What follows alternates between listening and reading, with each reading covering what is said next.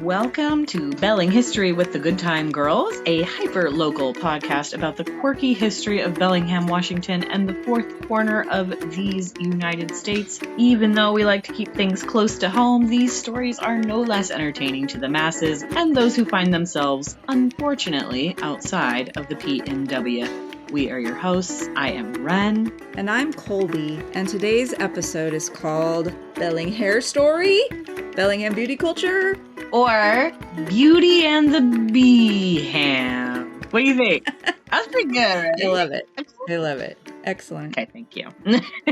We are going to explore the history of the professional beauty industry in Bellingham, focusing on hair mostly, and also mostly women's hair, but some men in there too. And we are taking a look at who was doing hair for a living and how they were doing it and why they were doing it and all those kinds of things in the early days here in ye old Bellingham Bay. Then as now, there's a lot of overlapping beauty specialties, right? Hair, nails, skin. So we'll talk about things beyond hair. But hair takes up a lot of space, so yeah. Hair is the crowning glory. It is the focus. So we're covering a period that's nationwide is when a lot of trades and jobs were seeing increasing professionalization. So during the so-called progressive era around the turn of the 20th century. And so it's kind of like a journey from a Wild West, anything goes kind of apprenticeship style system to one that is more certifiable and licensed and all that kind of stuff. Yeah. And there's a lot of also technology changing that I think comes into play. Yeah, for so many industries, including beauty, yeah. We'll get into it. So, Ren, do you want to talk a little bit about why we picked this topic? We picked this topic because I spend 40 hours a week in a salon doing hair, and I love it, and I love history, so it is a confluence of my favorite things. And so I'm super stoked to talk about it. Yeah. And then I have only in the last year graduated beauty school. So I have just a little bit more of like a modern technical perspective to give. But it's been so fascinating. And I love like context to history and why we do the things we do and where they came from. And so this podcast is paying homage to those things. Yeah, I'm so excited because, yeah, you've got the real hands-on experience behind the scenes. Yes. And I'm just a weirdo that has had a lot of strange haircuts, mostly self-inflicted. We all know Colby's punk rock DIY. Girl has had all the hair. She's got some real experience in there too. Let's not discount the handed down knowledge of the punk scene. Yes. Well, I have to say that when I was like 12 or 13 and I went to a salon and I was like, can you do Cyndi Lauper? They were just like, nah, hon, your mom would kill us. Yeah. So crazy. I was disappointed. Very. Started to just take things into my own hands. It's so funny. Yeah. There is that aspect to it, which still kind of is pervasive today, but you know, we're getting out of it, and that's why I love doing hair. I'm learning rules so I can break rules. That's where I'm at in my journey. I love that. Yeah. You can find me down at the Granary building at Honey Salon. Super stoked and blessed to be there. I would love to see any of y'all that want to come in, and you can find us on honeysalon.com. Should we get into the Wayback Machine? Yeah, let's step into our little Wayback Machine, put our curlers in and our scarves on and go way back. It's a chandelier style. Chandelier style. Wayback Machine. I know, we'll get to that. Crazy. Oh, I guess we should probably say up front, Colby, you're probably going to do a big blog post, which we will link so that you guys can go see the pictures of the things that we're talking about. This one has a lot of images behind it. So yeah, lots of fun ads and stuff. I've been working on it. So just a little like general history. For as long as people have had hair, they've both been looking to keep it out of their way and also using it as a form of self-expression. Those are kind of our two main vibes. The art of braiding, for example, goes back as far as you can imagine and shows up again and again throughout the world and throughout history, far back as we can go. Hair color and dye can be found as far back as Egyptian times. Wigs and hairpieces became an easy way to show off your wealth, as well as to hide hair loss from, say, malnutrition or or inbreeding, or the smell of hair that only gets washed, say, every 2 weeks. So anyway, all that is to say that the history of beauty is long and as limitless as the human experience. So in this episode, though, we're going to narrow our scope to the P&W circa 1850 to 1920. And even that has come with its challenges in trying to narrow shit down. So for instance, even in the modern hairstyling, there can be confusion of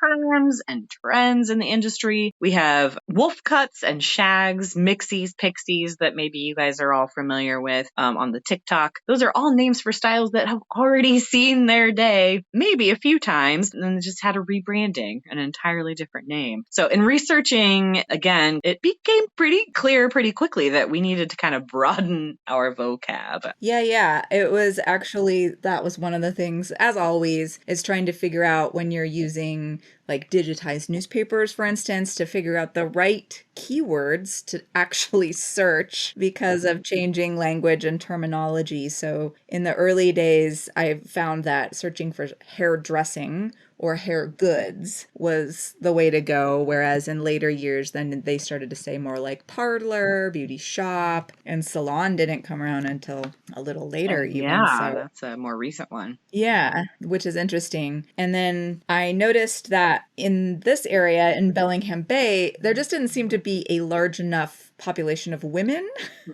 to justify like specialized hair shops Yeah. prior to around, 1900 or so. You can go on a Sin and Gin tour to get that history, but we're looking at like 1880s sort of here for women folk coming, and even then. Yes. So I'm curious, the brothel ladies were probably doing each other's hair, Oh, for sure. They knew their shit, for sure.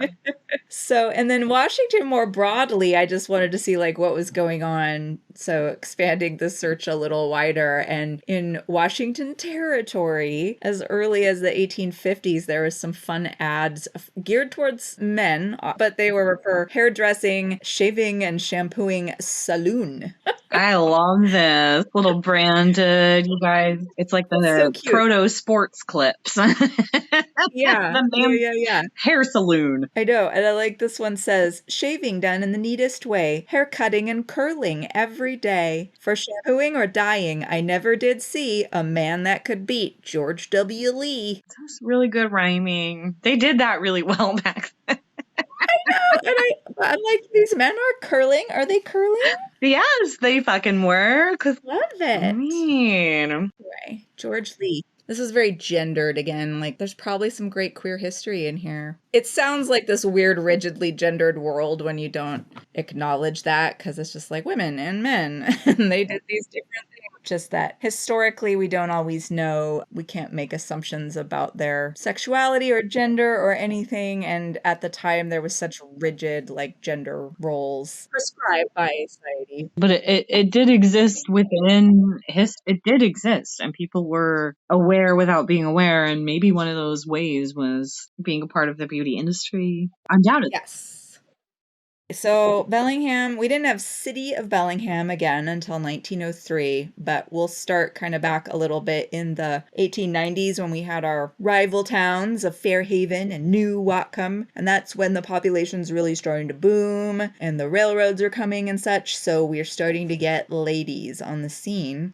But still, at first, not so many, so I found like the earliest ads for hair goods were at milliner shops. Yeah. So for those of you who don't know, hat makers. So what are we talking about when they say hair goods? Hair goods, yes, that's one of our search terms that we used frequently. So yeah, another example of renamed or branded trends, right? So hair goods were kind of more accessories. So we have a few different things, a few different goods you could find, which included switches. That's a term that is different from what we would call today, maybe like a track or an extension of hair, or a weft of hair, we might call it today. And that was basically, just a bit of human hair that you could attach to your own hair in order to kind of create the fuller look. Everybody wanted to look like they had fuller hair. We still do, right? So that's what they were going for with the switches. So there were many different kinds of switches. They came in different lengths, colors, textures. They could also be pre-styled. So you could buy them pre-styled into a bun or a braid. I know y'all have seen those things. Those of us who lived through the early aughts saw those little hair scrunchy things that you put on your bun. Let's put an image.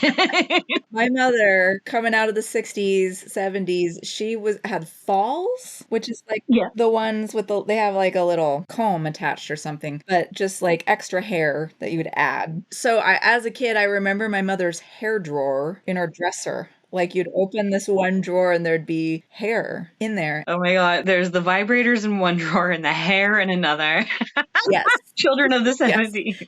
Yeah, the Playboys were in the dad's drawer. Yeah, pretty much the same kind of vibe, right? I'm sure even women of the 1850s woke up after a long night with the extensions or the switches strewn across the nightstand, much like we do today, ladies. They would have been made of human hair. So often this hair came from women of lesser means who sold their hair to wig makers, who in turn sold that to upper class ladies to supplement their hair, create those full styles of the time. Colby, maybe you remember, you read Little Women, or you've definitely Yes. seen the Winona Ryder, Absolutely.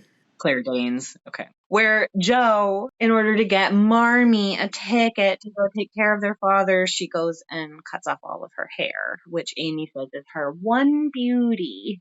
And she sells it. And so that was common practice for women who needed money back then. Pretty cool. And not cool, but also cool. Question though, if it wasn't human hair. Which begs the question. Because I do see that, like, they'll specifically saying human hair a lot, that I'm like, okay, well, what would it be if it wasn't? It's true. We are going to get to that, but we have different kinds of hair. Back then, though, we would have seen horse hair or yak hair, and I'll get into that too. Along with those switches, though, hair goods could include hairpins, much like a bobby pin, hair combs to be placed in the hair for decorations, could be made of ivory, was a popular one. And then you could find other things like hair care products, such as shampoos, waxes, perfumes were also popular, and those have been formulated and reformulated in women's kitchens for generations and sold. Many women have made it rich. We can talk about that as well. But in the Victorian era, ammonia was a very popular astringent at the time for anything, and that included your hair. So many of those shampoo and cleansing recipes would include things like ammonia for your hair. And then different herbs and things, rosemary, for example, and lavender. There was herbal knowledge back in these days, and they did use it, but there wasn't so much knowledge about the effects of straight fucking bleach on your hair. But these things were passed down from generation to generation, which is why Colby and I were talking about maybe the working girls kind of knowing their shit, but like women would have had these kind of recipes and ideas and knowledge passed down to them. I find that really interesting because it is definitely like sort of this emerging class of professional hair people. Yep. We're marketing it. We are And I mean that was always it. kind of there for the wealthier people, but like it's becoming more accessible over the years that we're going to go through. Yeah.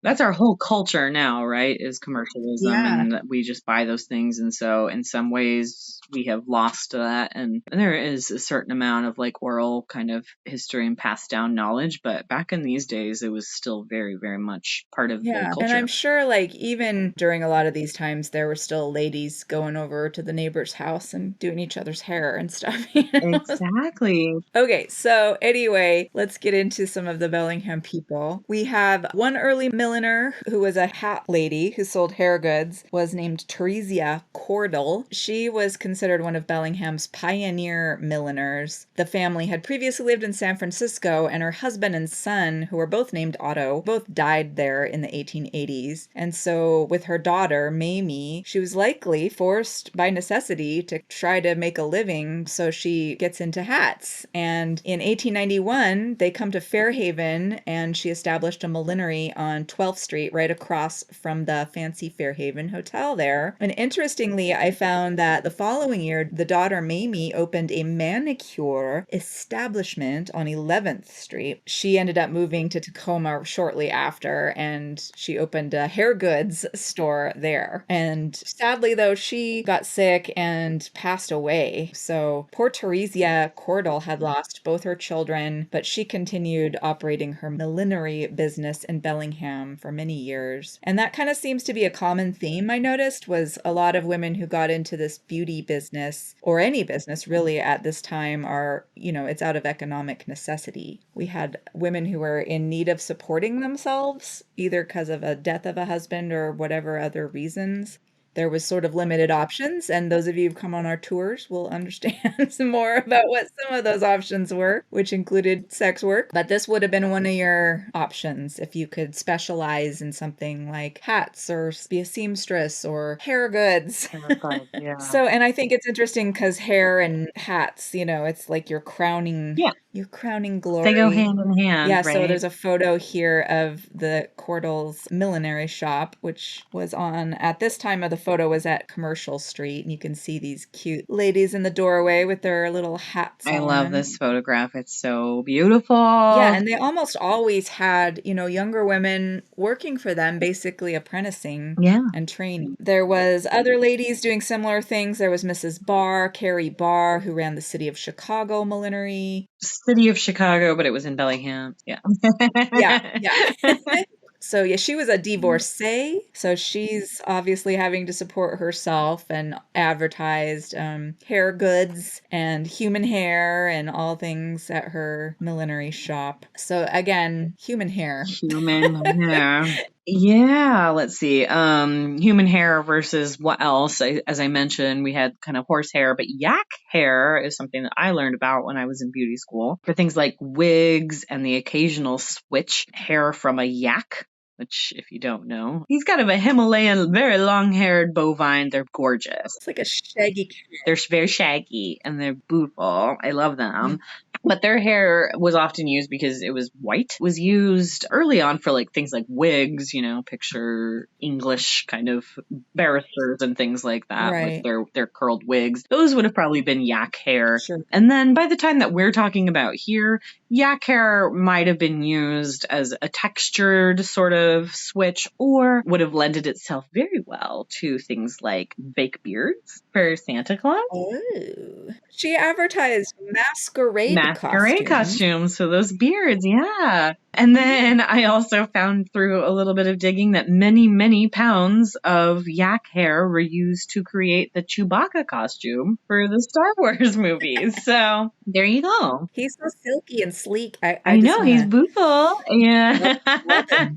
And he's now you know. Okay, so by the early 1900s, we start to see people on Bellingham Bay advertising hair goods and hairdressing as their sort of main specialty. So not just the hat ladies who also sell hair products. And you also start seeing the term beauty parlor start being used. Saloon versus parlor. And I found one of the first people listed as a hairdresser in the city directories was a woman named May Helland or Helland. What do you think the pronunciation is? It's double L. Helland? Yeah, I think Helland. Let's make her fancy. Helland. Okay, we're going with Helland. So she's listed in there in the Clover building, which is on the corner of Commercial and Holly Street downtown, across from Third Planet. But she didn't really have advertisements in the early years, but I would find little snippets of things in the newspapers like she went to San Francisco for a month or something, and Miss Roscoe will be in charge of her parlors while she's away. So they're definitely referring to her like traveling around, and she went to Iowa, she went to Norway. I believe that surname is Norwegian, Helland or Helland. So other than these little mentions, and I found passenger lists that show she traveled to New York, England, and France. It's very cool. So she was jet setting. I mean, this was not on a jet. This would be on a boat.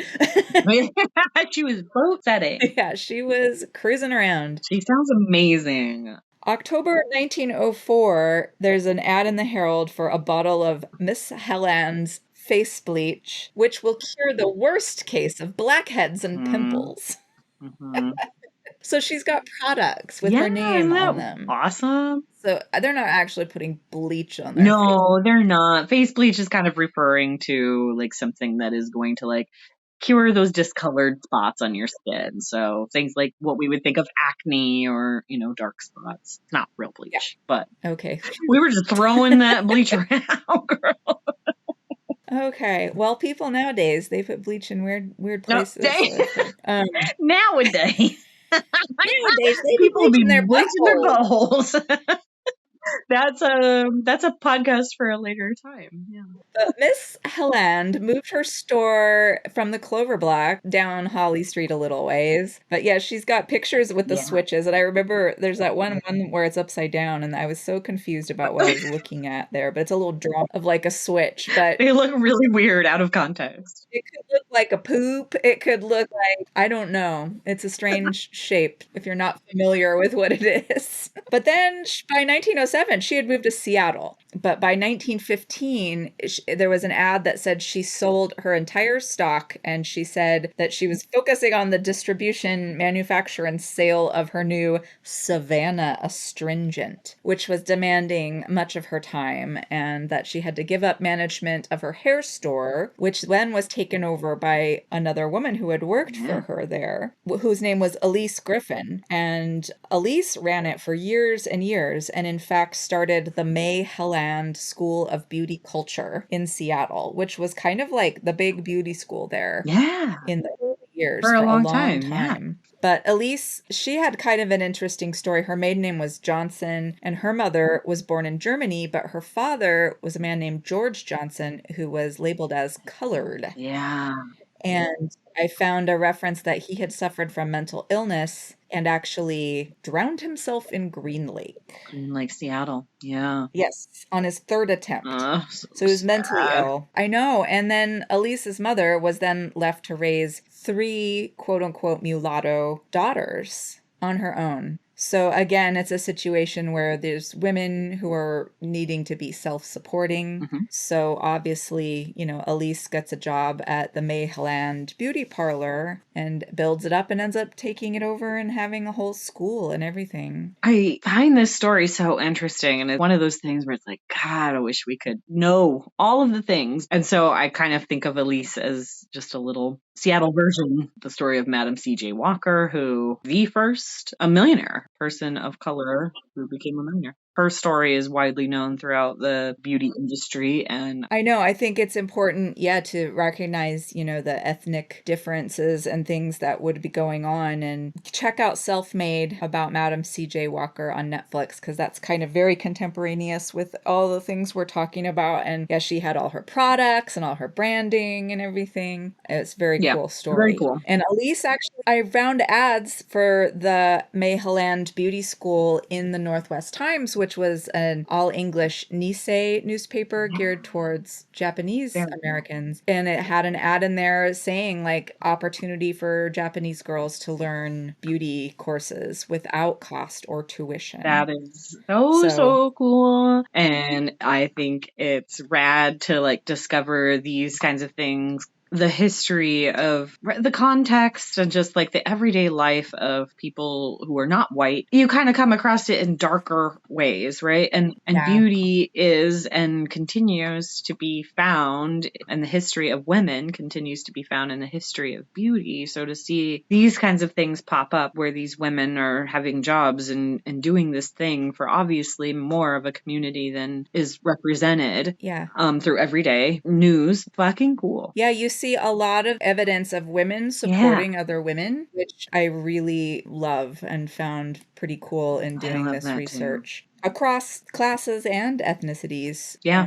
It's pretty cool. So May Helland, though, again, she's a bit of a mystery because she was traveling around so much she hardly ever shows up in census records or anything like that, presumably because she's like on a boat to somewhere else. But so it was really hard to find more information on her, and did finally have a breakthrough, Ren, and I found a marriage record. So she went to New York and to do her astringent, and she married a man named Norman Wolfe. And so then with a new surname, now being married as May Helland Wolfe, she was still going traveling, again leaving this weird paper trail of passports and passenger lists. But I did notice she traveled solo.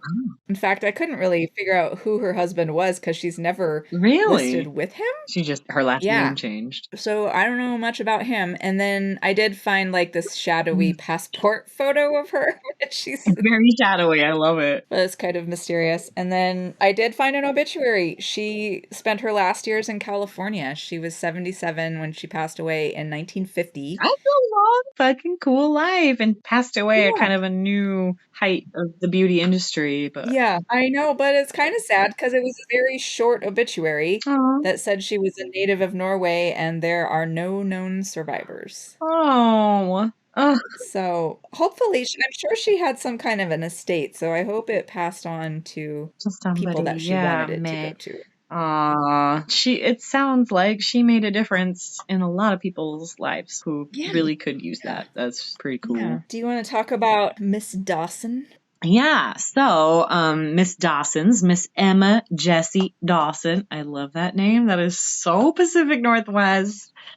She opened a beauty shop and training school here in Beeham between 1904 and 1907. She advertised herself as a dermatologist who specialized in scalp and skin diseases and performed electrolysis. That's pretty cool. That's kind of the first mention, right, that we've... Yeah, and I tried to look like where she might have trained. I have no idea. This is pretty early on, so I'm wondering, like, Early what the 1900s? training might have been. Yeah, don't So know. she advertised herself, though, as a graduate dermatologist, implying that she had received some kind of training. But she had her first offices in the Lighthouse building, which, if you've been on some of our tours, Synogens. can we put that in the blog too? It's an Mhm. amazing Bellingham building, and kind of cool to know that there was a little beauty spot over there. She had offices in the Lighthouse building and then opened her own dermatological institute at 1324 Commercial Street.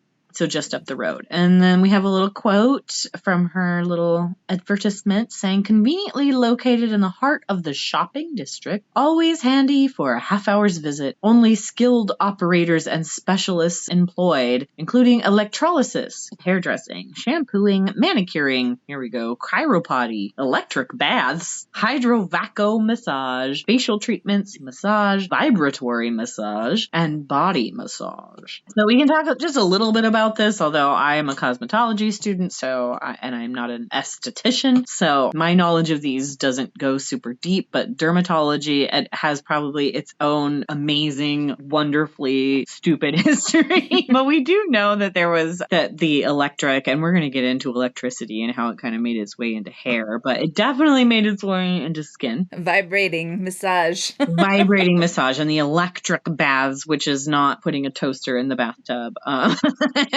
which is how it sounds to me. It makes me laugh every time. That's when you got to go listen to the episodes about the sanitariums. Exactly. We do go heavily into those. So we're not going to go super into those today. Yeah, and I swear we do have to do an entire episode sometime on these sister chiropodists. Yes. I don't even know how to say that, but I'm just guessing. Yeah, there could be a feet ladies. Foot stuff. Foot stuff.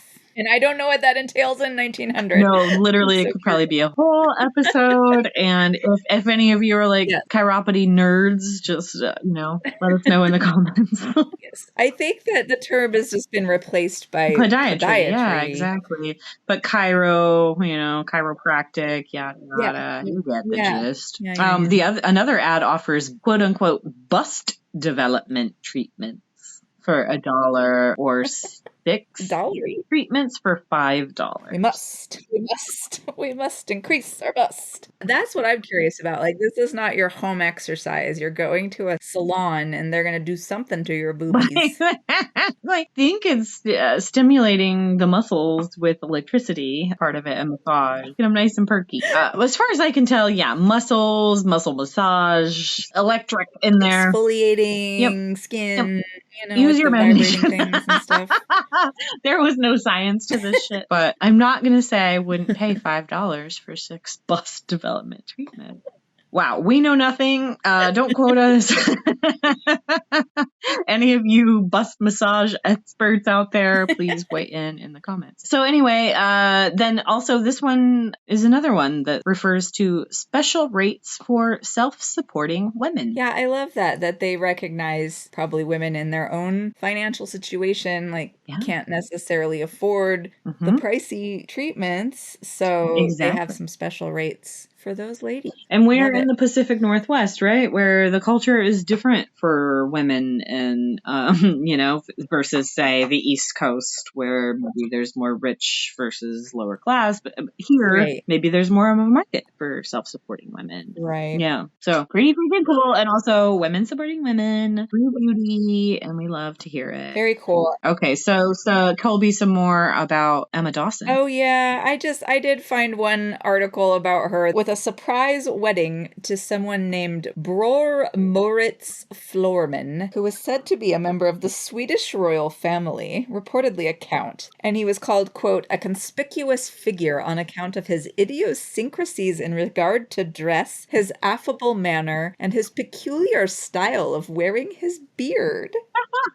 So I love that she's got some like fashion boy that she marries, Swedish fashionista guy. Totally. And that guy was walking around Bellingham. At least for a little while. They definitely left soon after and went abroad, and then I kind of lost track of Emma Dawson after there. But her parlors were taken over by another lady, so this was typical. Like, one gal would hand over the parlor to one of her employees when she left town. Yeah. And so, like, May Helland had left a successor in Bellingham in one Miss Roscoe. No relation to our Roscoe of the Casino Theater. Okay, I good. did I'm glad you check. followed up on that. J.W. Roscoe, my old time boyfriend in the striped pants and top hat. That's right. Fairhaven Sin and Gin, if you want to know more. Yeah. Again, she had apprenticed under May Helland, and then she had also worked in Seattle as a hairdresser, and her family lived in BC, and her sister Effie also worked at her parlors. And she also advertised as a trained dermatologist. So maybe she got trained in the same place as Emma Dawson. Who knows? But yeah, I love, there's this one ad that says, ladies, your face can be rounded out, wrinkles, blackheads, and pimples removed, and the face made fresh and rosy with a few treatments with our Victor vibrator. Here we go, vibrators. I'm pretty sure it's one of the smaller handheld models and not this giant monster of a tabletop looking thing here. They do look pretty scary, yeah. But yeah, so I'm guessing they just do the little on your face and get rid of the... Which, is still in practice today. I mean, we use more sophisticated things like that. Totally. The little I learned in esthetician, but it is a way to get solutions into the skin. So there's that. Yeah, makes sense. Open the pores. So, but now we get to this crazy story, which I have posted about this on social media before. It is very weird and a little bit mysterious. Hazards of the job in the times of changing technology. Yeah, beauty is hazardous, in case you weren't aware. This story might include explosions. So this occurred in a beauty parlor in a building on the Holly Street Viaduct. So it would have been built on pilings on the creek. So it would have been right across from where Jalapenos is today. Yes. It would have been in the Maritime Park next to that fountain that's right there. So that was all filled in. It's a big old trash dump filled in. Exactly. Once upon a time, that would have been on pilings over water. We filled that in with dirt and garbage. So March 15th of 1906, got a quote from the paper that says, thousands of splinters and pieces of broken glass mark the path of one of the most terrific explosions that ever occurred in this city. By the explosion of a Bellingham acetylene machine, the first floor of the Adams building at 504 West Holly Street, occupied by M. Alice's dermatologist, hairdressing, and chiropodist parlors, is in ruins.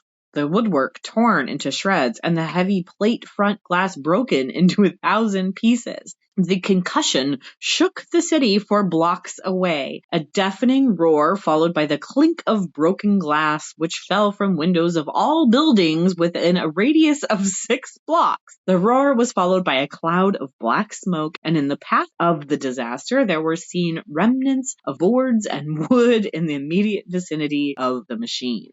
Mrs. M. Alice, proprietor of the hairdressing parlors, was in the center room in front of the electric dryer having hair shampooed as she turned the faucet on the hot water heater, which is connected by pipes with the acetylene plant. The hairdryer consumes a great deal of gas, and the turning on of the hot water heater started the gas machine to working. The pipes through which the gas must pass were frozen, and thus the explosion was inevitable. Mrs. Alice and her assistant, Gertrude Williams, a colored woman, were in the building at the time the accident occurred. Mrs. Williams was in the rear room near the gas stove when the explosion occurred. She was hurled to the floor and struck on the head by a falling piece of timber, but, miraculous as it may seem, suffered slight injury and in less than an hour afterward was at work in cleaning up the debris that was scattered through the building. It was a miracle that Mrs. Alice and Mrs. Williams were not instantly killed. This is absolutely insane.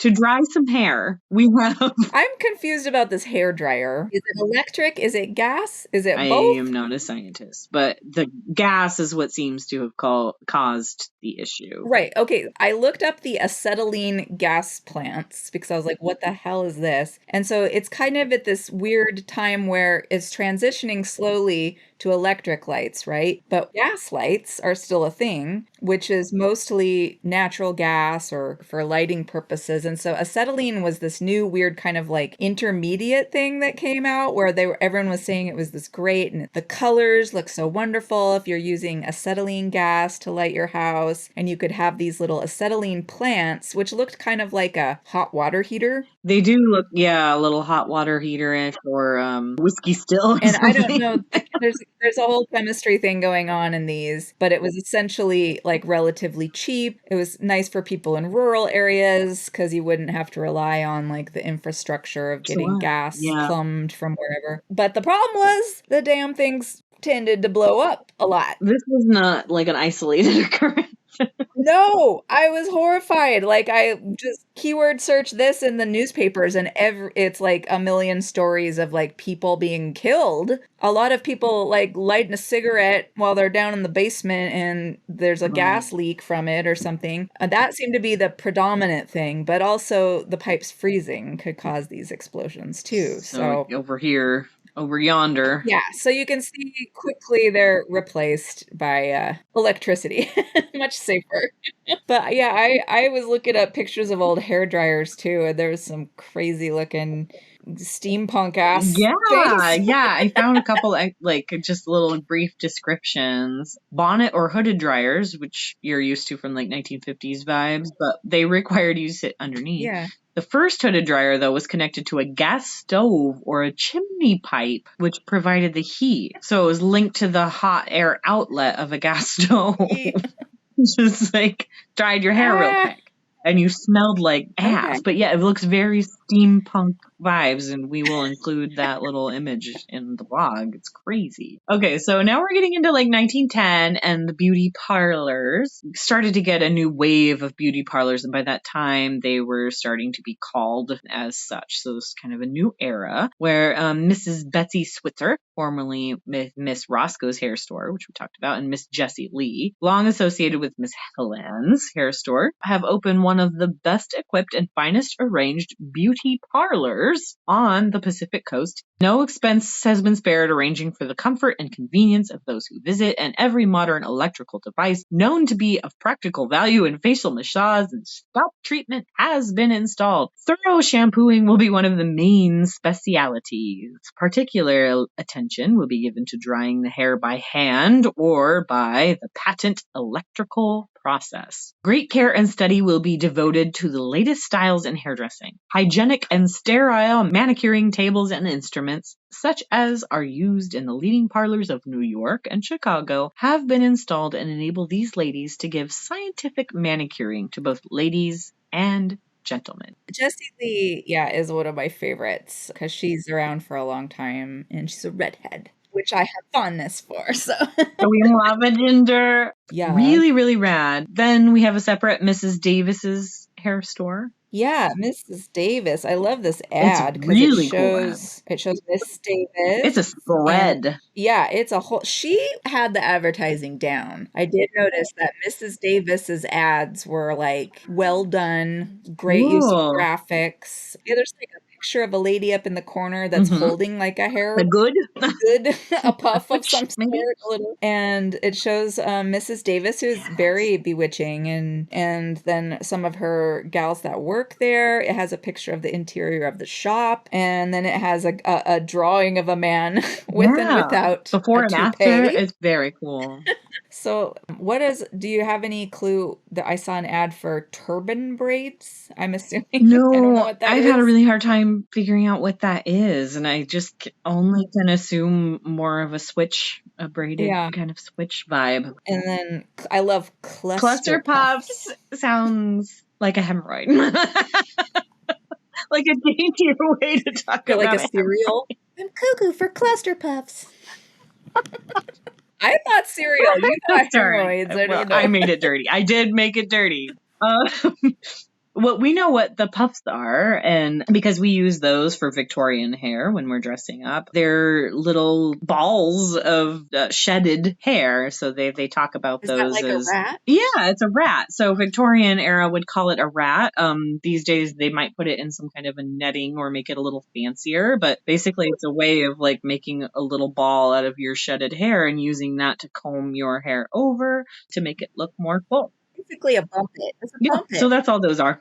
Well, I wondered if a cluster puff, maybe it's just a little puff Yeah, I think ball it's that just you more stick shaped. on. There's Okay, more. okay. Okay, so hair pieces. Mrs. Davis moved into the B&B Bank building. Okay, wait, where's the bank? So that was brand new, built in 1912, B&B Bank building on the corner of Holly and Cornwall. With the clock. So still there. It's where your Yes. comics place is moving out, but they were in there. And yeah, the clock on the corner there. So that was Victor Roeder, son of Henry's bank. Big fancy new like Chicago style office Yeah. building at the time. So that was like a new fancy spot to be. Oh, okay. Exciting. Shout out to the comics place. She seems to have like closed her salon and sold it someone else who rebranded it as the Yeah. Marinello I like this bit. This station. is interesting. She sold her store. It was rebranded to the Marinello Beauty Shop, staffed by operators who are graduates of the Marinello School of Chicago. We found a little tidbit about the Marinello School. They were established in 1905 by Ruth Maurer. She started the schools to develop trained beauticians after she had developed a face cream in her kitchen.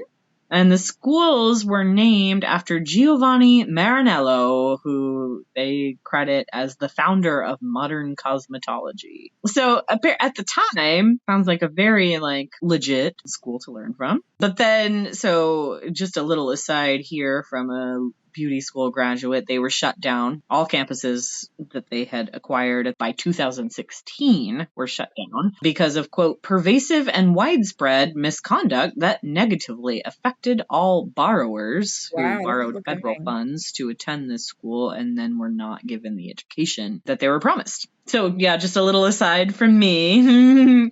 This is common in beauty schools. We've seen it in Bellingham, the Tony and Guy Beauty school drama. school, who literally up Yep. and left town and left people without licenses and without money. And Yeah. I don't want to get sued, but I'm just saying Oof. that beauty schools, there is a large trend. And if you're interested in going to beauty school, I highly suggest that you do your research because there isn't a whole lot of oversight as far as what they have to teach you. And a lot of students are coming out without the education that they need to succeed in the industry. Beauty schools are notorious for it. So do your research. I love the industry, but yeah, we need reform. So, Oh my goodness. Interesting. Good to know. We'll come back to beauty schools again. all right. So the Manx. Yeah, we got the Manx hair store. So Jessie Lee, once again, who we discussed earlier, who had started out working under May Helland and then opened her own beauty parlor. And now by 1916, she's in a new location adjoining the Leopold Hotel. Mm-hmm. A nice spot to be. And there's a quote here that says, "The Manx hair store, now open to the public, an innate love for the artistic and beautiful is expressed in every detail of the new home of the Manx Beauty Store, which opened to the public Tuesday with an afternoon and evening reception." So yeah, they're going on about how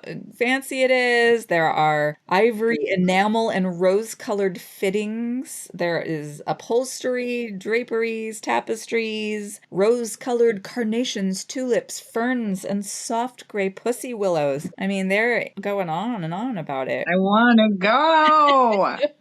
So yeah, she's definitely seems to have like a pretty high-end salon from the descriptions. And It's fancy. They say the inviting nooks around the colonial fireplace, dainty refreshments were served while an enjoyable musical program was furnished by an orchestra. Girl is fancy. yes. Yes, it sounds amazing. Yeah, she went for it. Yeah, and I had to do a little research on Jessie Lee because she just was such a main character that came up a lot. And she's born in the UK in 1885, and her parents both died when she was very young. So she came to the US around age 18, around 1903, and she married a guy, Mr. Lee, here in Bellingham. He was Canadian. And they had a daughter named Virginia, who was born in Bellingham in 1909. And James Lee, her husband, was a chiropractor, but she sued for divorce in 1926 on the grounds of cruel and inhuman treatment. She charged him with, quote, striking and beating her on various and sundry occasions, as well as being unfaithful and a deceiver. She even asked for a restraining order, saying she feared bodily harm, and she got custody of their daughter. And Jessie actually took her daughter traveling around the country, so they would go to Toronto, Chicago, Philadelphia, New York, so she could get further training in her profession. So I found that interesting. You know, once again, you've got this woman in kind of a tough situation. Right. And she was already running salons while married to this guy, so she had that going for her. She could leverage that and get out. She, like I said, remains a mainstay of Bellingham beauty culture. When the Leopold opened their brand new Towers building, she gets a spot in there in 1929. She's always on the cutting edge and learning the new techniques and treatments and all of that. And speaking of new things, we're approaching the decade, the 1920s, when a lot of radical changes in the hair world. Well, yeah, in the world in general, but yeah, our world is exactly. The hair world reflects a lot of that. And I think it seems like, you know, technology is influencing also, because you've got like automobiles, which, you know, it's harder to wear the big hats and the big hair. 100%. Yeah, that is influencing the trends. Yeah. Big hair and ostrich feathers don't fit so neatly into the automobile. And especially in the P&W where we have to be enclosed. And so in the 1920s, you see those effects in the trends. There's a lot of social context to that. By the 1920s, though, we have beauty shops that proliferate. Many of these same ladies carried on, but many new ones came onto the scene, like Milady's Beauty Parlor, the Delore Beauty Shop, Peter Pan Beauty Shop, the Abbott Sisters Natural Wave Shop, the Colshan Beauty Parlors, and the Rockwood Beauty Shop. And so we note the fondness for shop, and that is spelled S-H-O-P-P-E, the oldie spelling, versus shop. And I think that kind of like delineates between a shop where you buy sugar versus a shop where you go and get your hair done. A shoppe. A shoppe.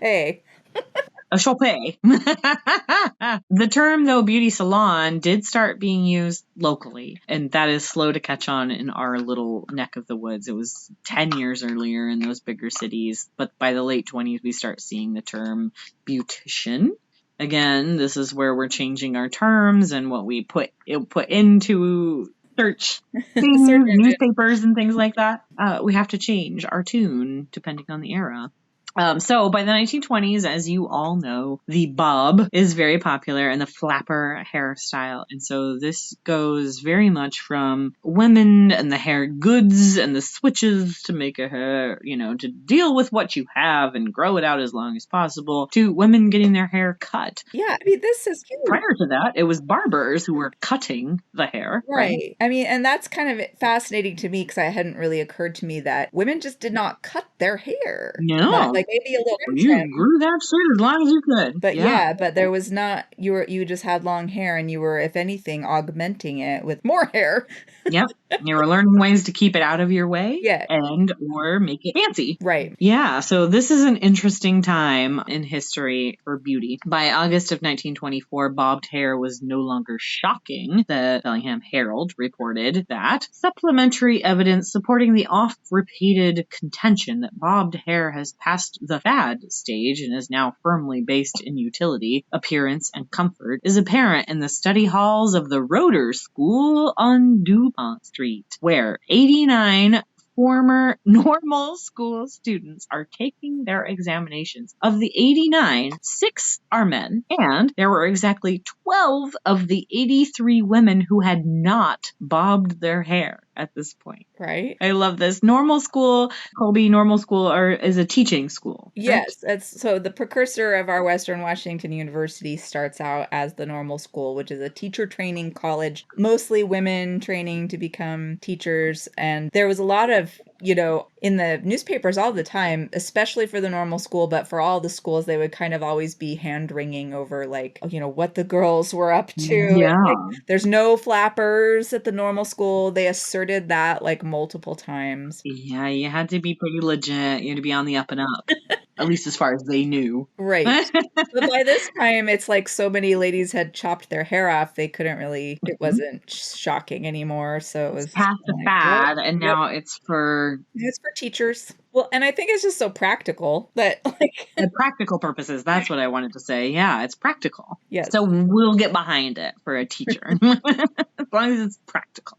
So also in 1924, Mr. James D. McDonald, who had long been a barber in Bellingham, told the Herald that 2/3 of his patronage was now provided by women and children, and that only 10% of male patrons bought shaves. So that most of his business now consisted of haircutting and bobbing. Yeah. I think this is fascinating because number one, we have the bobs, right, which we talked about, and women now going to get their hair cut by a barber. So this is new for women, but new for men barbers. Yes. But then also men aren't buying shaves. Right.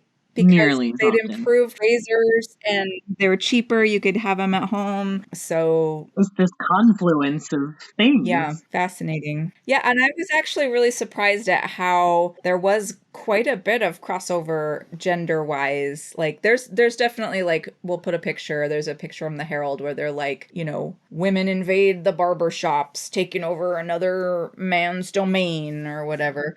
But on the other hand, it does seem to be quite a bit of crossover. There's more and more lady barbers. There's men cutting women's hair. It just seems to be kind of starting to get more mixed. Exactly. Yeah. It's becoming less of a novelty. It's so fascinating. And I know we've talked about on the pod Lorena Upper. The lady barber. And that was a whole to-do. It is interesting, too, because there was just, I think in the 20s with Prohibition, because alcohol is illegal and drinking is illegal, and so people are doing it in secret. So that's the first time you had men and women really drinking together in groups. Because the saloon was very much a man's world. Crossing boundaries, Those masculine women and feminine men. Who is the whisperer? Who is the Sing it, Colby. Love that song.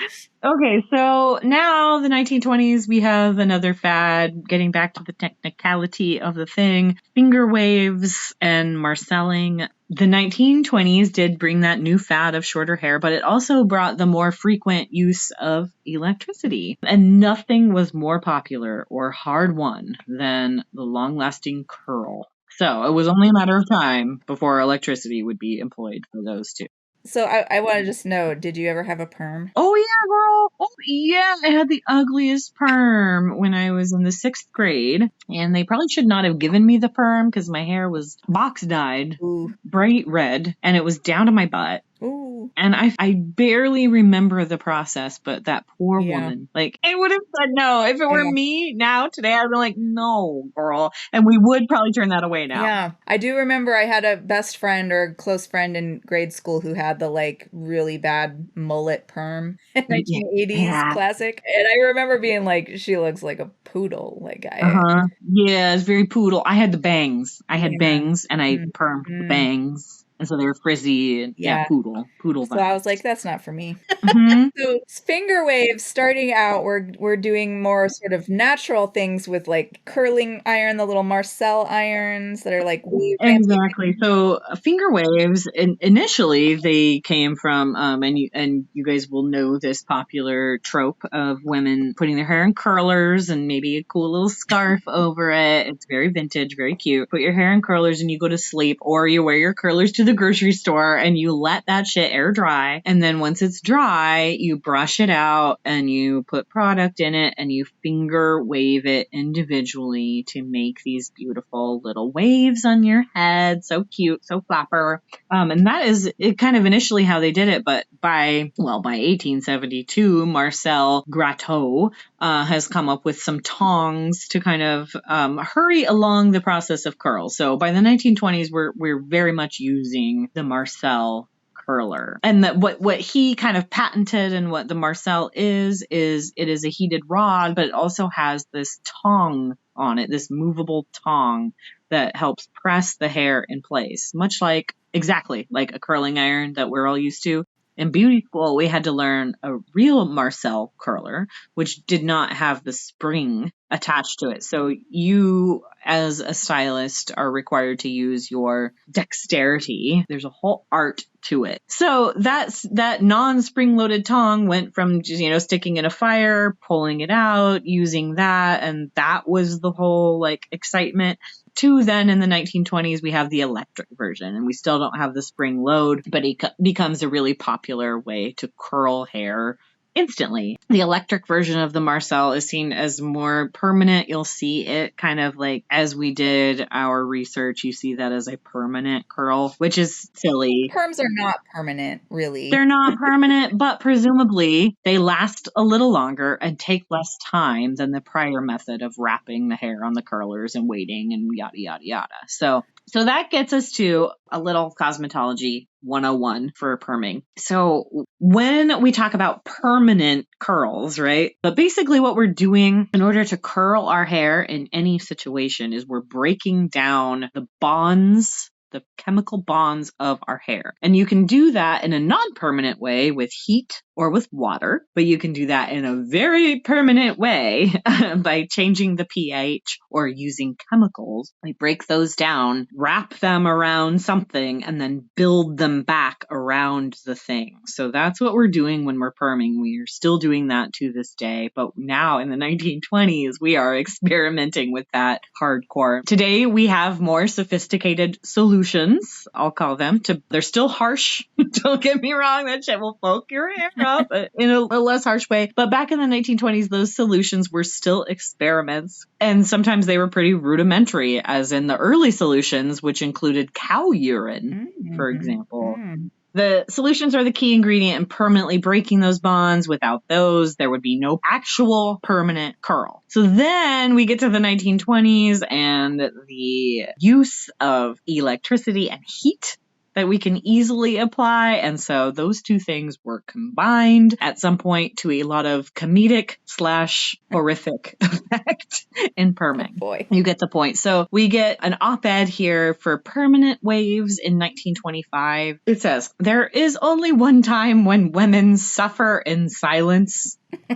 I beg to differ. And that is when they are getting a permanent wave. Having a permanent is as painful as having teeth extracted, only permanent waving lasts longer. One forgets the pain, however, as soon as the chandelier effect is released from one's head. This is horrifying. It's horrifying. I was like, really? It's not really that painful, is it? Well, kinda, yeah. I guess you could burn your scalp. Again, we're experimenting. Okay. Yeah, it's a lot. So the first mention of the permanent wave in the Herald, so in Bellingham, is March of 1920. They say the permanent hair wave lasts 6 months, does not injure hair. That's bullshit. Let's get into a little bit about how these work. As you guys heard, we mentioned the chandelier. Yes. I love this chandelier. I was happy when I saw that phrase because they do look like weird-ass chandelier machines. Or space aliens attacking your head. I'm not sure. It's like space age. Fancy. Yeah. It's giving like Metropolis kind of vibes or something.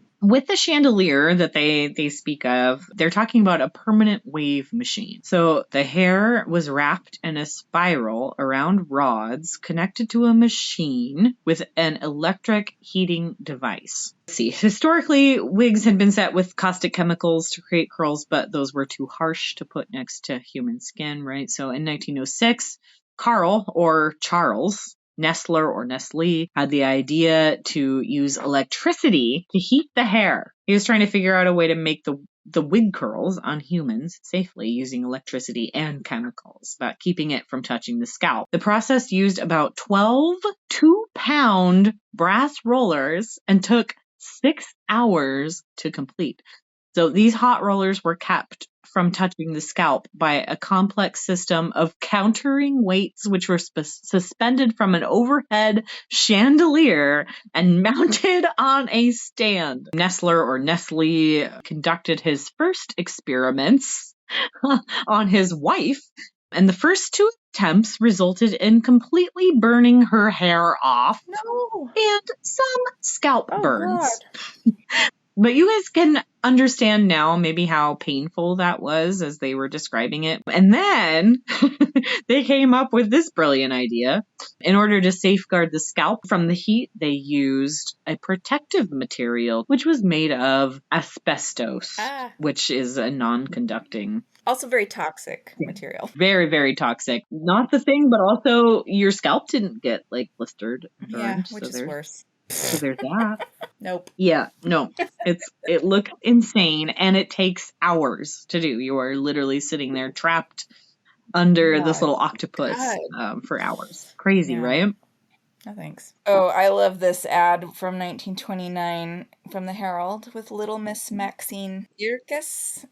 I don't know how you say that Dutch ass name. Eerkes, yeah, Eerkes. Aged 4 years old. Of Linden. We'll put this in the blog because she's got the chandelier on. This poor little baby sat under the space age octopus. It looks like Mars Attack. That is Mars Attack. Yes, it is for like 6 to 10 hours. God. I mean, it's already like a time commitment to go to the salon, especially if you're doing color or something. 100%. Perms take fucking forever, but 6 to 10 hours under like a hot, crazy machine? Yeah, they better be serving some tea. Yeah, they'd have to like feed you lunch in between while you're stuck to the machine. Yeah, this is the days before iPads and Kindle Fire. God. How did you entertain that little baby? Okay, what do we got? Regulations and Eunice's. I mean, this is a perfect time to talk about regulating. Like why that might be desirable by now. So, again, we were in the progressive era, circa 1900 to 1929, and there is generally across the board this increased focus on safety, eliminating fraud. So, in the medical fields and all kinds of occupations, you're seeing this adoption of licensing and regulation. So if you have these requirements to have these licenses to be in this profession, then of course you need education and training programs so people can access it. And there's pros and cons to this increased regulation, obviously, but it is can be a way to reassure people that you know what you're doing. You're not gonna Yeah. burn their scalp or whatever. And our favorite redhead, Jessie Lee of the Manx Salon, was involved in organizing and leading the Whatcom County Cosmetologists and Beauticians Association, which formed in the 1920s. And then in 1929, the Bellingham Hairdressers Association adopted a constitution and bylaws, and they also affiliated with the Nationwide Association of the same moniker. And in the 30s, they adopted a code that was sort of unifying everything. So we're going to agree on our prices and our wages and our hours we work a week, etc. You get unionization. We get the Beauticians Local Union, which was admitted membership to the Bellingham Central Labor Union Council in 1937. I just posted recently that picture from a Labor Day parade that has the Beauticians Local parade float in there, which is pretty fun. They're like on the back of a truck bed, like doing hair. So yeah, and we had beauty schools coming on the scene here in Bellingham, but you still had perms, perms, perms. That was the thing. And I'm telling I you, know girl. for decades, it seems like that's what all the shops were advertising. Shoppies like Wilma Dawn, Arzell, Beautyland, Sunset Beauty. Shout out to Freddie White, who was the proprietress of the Wilma Dawn shop. And I was like, why is it called Wilma Dawn with a hyphen? Her children were named Wilma and Dawn. I love that. And again, single mom running beauty shop to support herself. Her name was Freddie. Freddie. I love Freddie as a name. Oh my God. And Jessie Lee's The Manx was still going strong. And she opened a second location called the Co-ed Salon de Beauty in the Cessna apartment hotel building. I know the Cessna apartment hotel building, Mr. Cessna. That is where our beloved Temple Bar was located. And the fair marketplace was on the site, and that was their business before it burned down in the 20s, and they built the fancy new Cessna apartment hotel. State of the art. Co-ed Salon de Beauté. I like the co-ed. That's I like that she was like advertising that.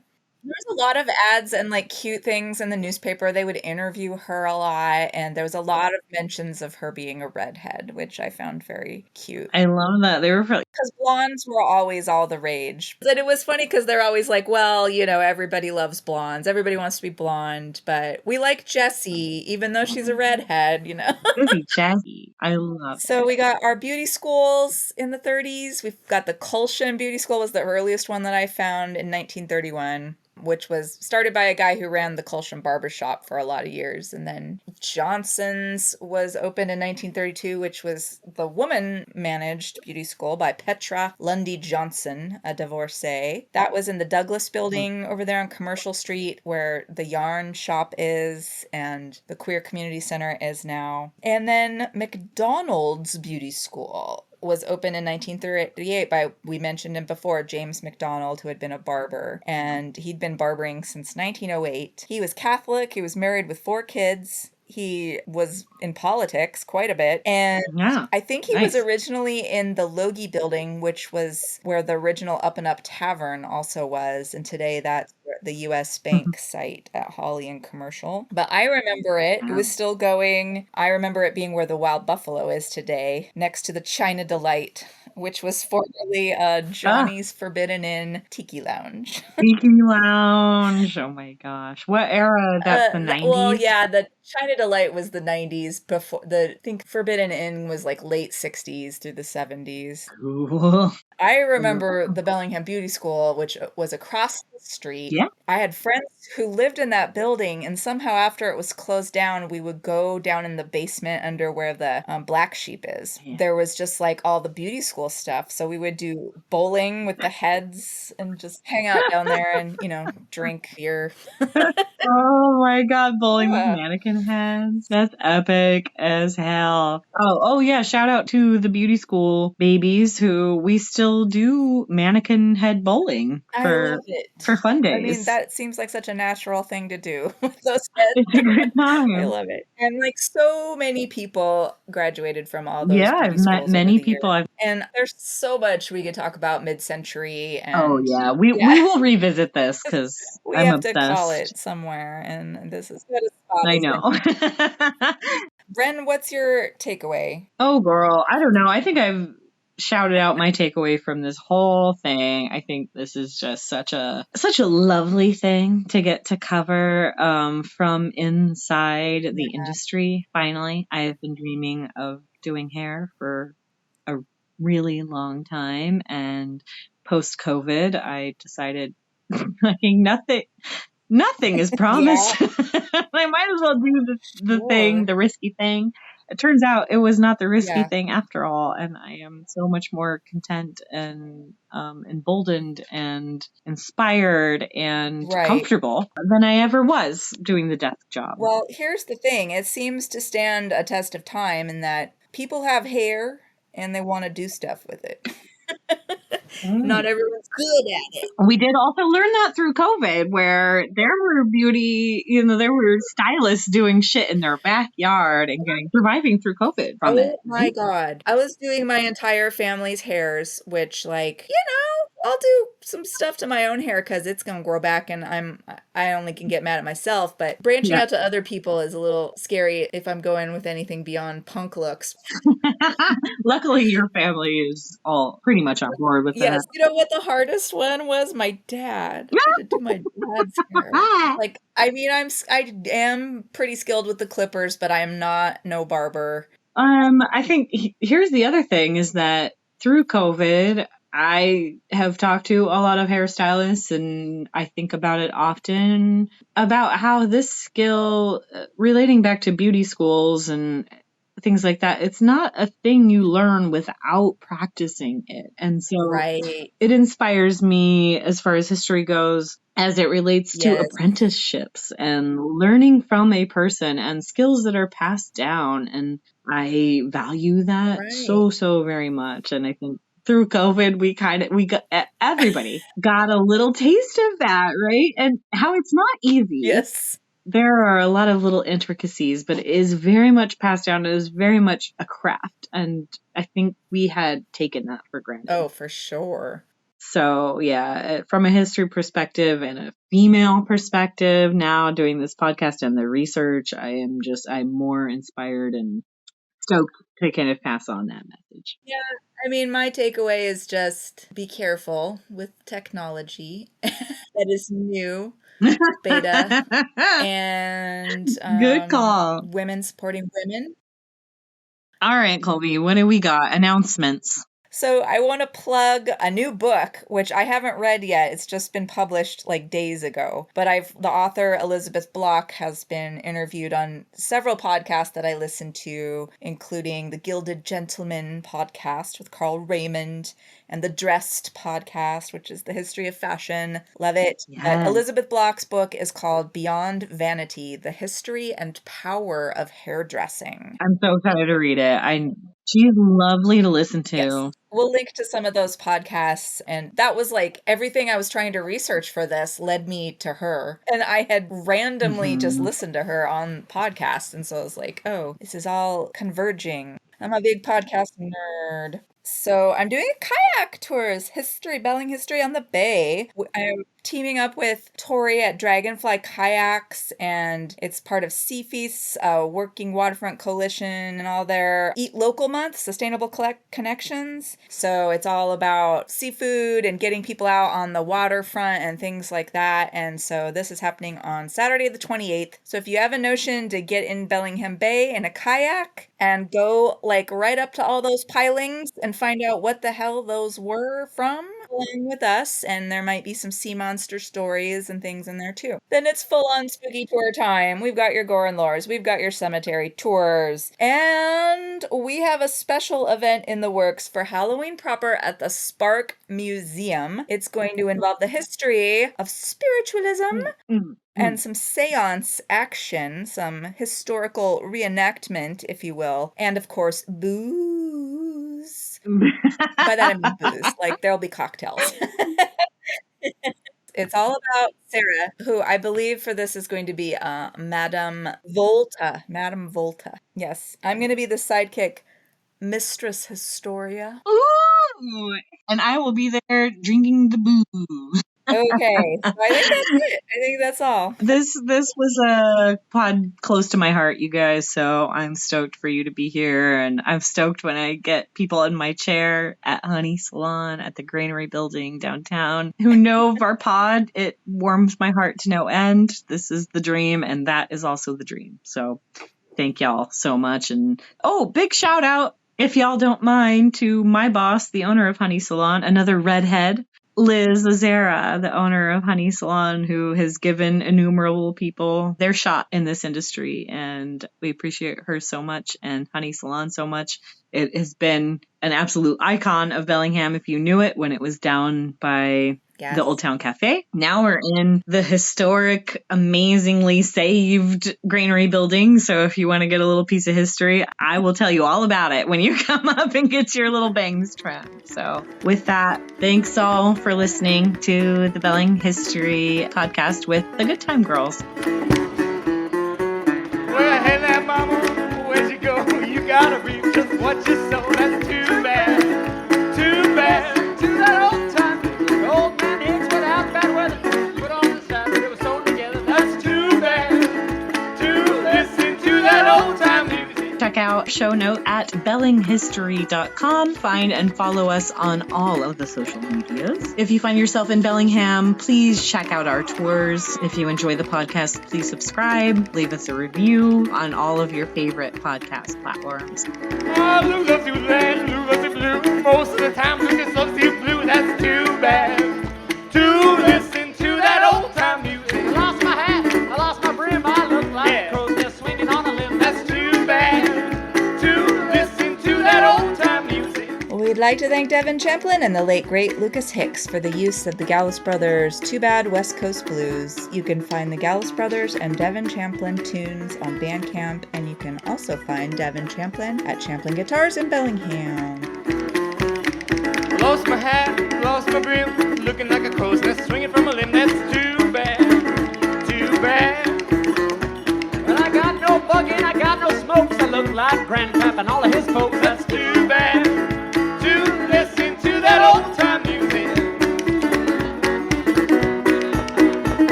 Tune in next time for more Belling history with the Good Time Girls. Thank you. Thanks.